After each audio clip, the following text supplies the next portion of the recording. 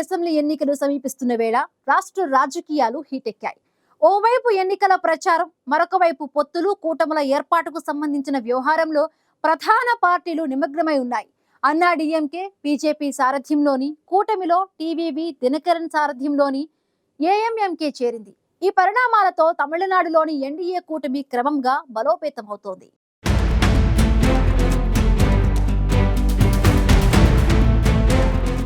Assembly ఎన్నికలు సమీపిస్తున్న వేళ తమిళనాడు రాజకీయాల్లో పొత్తుల పర్వం మొదలైంది. తమిళనాడులోని అన్నా డీఎంకే, బీజేపీ కూటమిలో ఒక్కొక్కటిగా పలు పార్టీలు చేరుతున్నాయి. దీంతో అన్నా డీఎంకే, బీజేపీ సారథ్యంలోని ఎన్డీఏ కూటమి క్రమంగా బలోపేతమవుతుంది. ఈ కూటమిలో తాజాగా ఏఎంఎంకే పార్టీ చేరింది. ఏఎంఎంకే అధినేత టీటీవీ దినకరన్ ఎన్డీఏ కూటమిలో చేరుతున్నట్లు ప్రకటించారు. ఈ మేరకు చెన్నైలో తమిళనాడు బీజేపీ ఎన్నికల ఇన్ఛార్జ్ పీయూష్ గోయల్ను కలిసి టీటీవీ దినకరన్ తన నిర్ణయాన్ని ప్రకటించారు. ఈ సందర్భంగా టీటీవీ దినకరన్ కీలక వ్యాఖ్యలు చేశారు. రాజీ పడిన వారు ఎప్పుడూ ఓడిపోరని, ఇదొక కొత్త ప్రారంభమని టీటీవీ దినకరన్ తెలిపారు. దివంగత మాజీ సీఎం జయలలిత మద్దతుదారులుగా తమిళనాడులో కొత్త ప్రభుత్వ ఏర్పాటుకు కృషి చేస్తామని టీటీవీ దినకరన్ స్పష్టం చేశారు.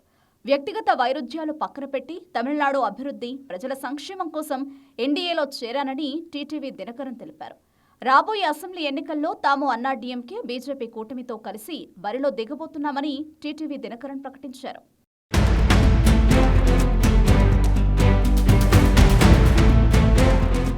గత అసెంబ్లీ ఎన్నికల్లో టీటీవీ దినకరన్ ఏఎంఎంకే పార్టీ ఓట్లు చీలిపోవడంతో దక్షిణ తమిళనాడులో డీఎంకేకు కలిసొచ్చిందన్న అభిప్రాయం వ్యక్తమైంది. అయితే తాజాగా టీటీవీ దినకరన్ రాక ఏఐఏడీఎంకేకు అదనపు బలాన్ని చేకూరుస్తుందని రాజకీయ విశ్లేషకులు భావిస్తున్నారు. మరోవైపు తమిళనాడులో ఎన్డీఏ కూటమిని మరింత బలోపేతం చేయడానికి కలిసొచ్చే పార్టీలను కూటమిలోకి చేర్చుకోవడానికి బీజేపీ తీవ్ర ప్రయత్నాలు చేస్తోంది. 2024 లోక్సభ ఎన్నికల్లో దినకరన్ పార్టీ ఎన్డీఏ కూటమిలో భాగంగా పోటీ చేసింది.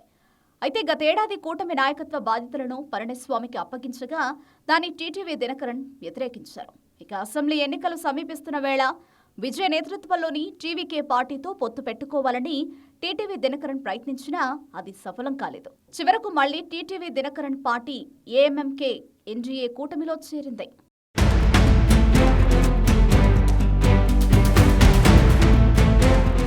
మరోవైపు టీటీవీ దినకరన్ ఎన్డీఏలో చేరడాన్ని ఏఐఏడీఎంకే ప్రధాన కార్యదర్శి ఎడప్పాడి పళనిస్వామి స్వాగతించారు.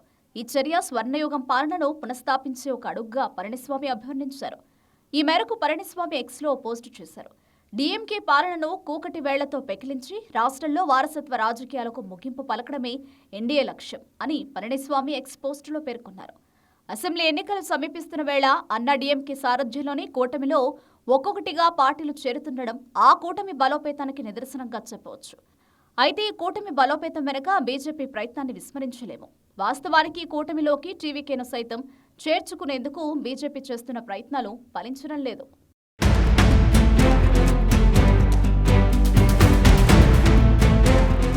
మరోవైపు అసెంబ్లీ ఎన్నికలు సమీపిస్తున్న వేళ రాష్ట్ర రాజకీయాలు హీటెక్కాయి. ఓవైపు అధికార, విపక్షాలు పోటాపోటీగా తలపడుతుంటే ప్రత్యామ్నాయ శక్తిగా ఎదగాలని టీవీకే ప్రయత్నిస్తోంది. ఇక చిన్న పార్టీలన్నీ ఏదో ఒక కూటమిలో చేరిపోయి ఉనికి కాపాడుకునే ప్రయత్నాలు ఉన్నాయి. 5 ఏళ్లలో తాము చేసిన అభివృద్ధి, సంక్షేమమే మళ్లీ తమ పార్టీని అధికారంలోకి తెస్తాయని డీఎంకే పార్టీ ధీమా వ్యక్తం చేస్తోంది. ఈసారి ఎలాగైనా సరే బీజేపీతో కలిసి అధికార పీఠం అందుకుంటామని అన్నా డీఎంకే నమ్ముతోంది. దశాబ్దాలుగా 2 పార్టీల పాలనతో విసిగిపోయిన ప్రజలు మార్పుకు ఓటేస్తారని విజయ ఆశతో ఉన్నారు.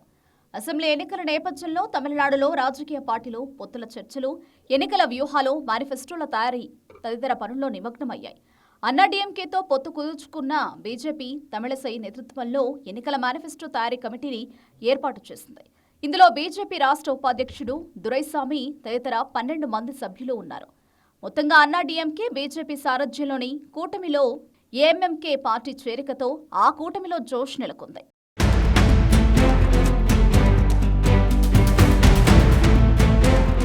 అన్నా డీఎంకే, బీజేపీ సారథ్యంలోని కూటమిలో పీఎంకే, ఏఎంఎంకే పార్టీలు చేరడం జోష్ను నింపుతున్నాయి.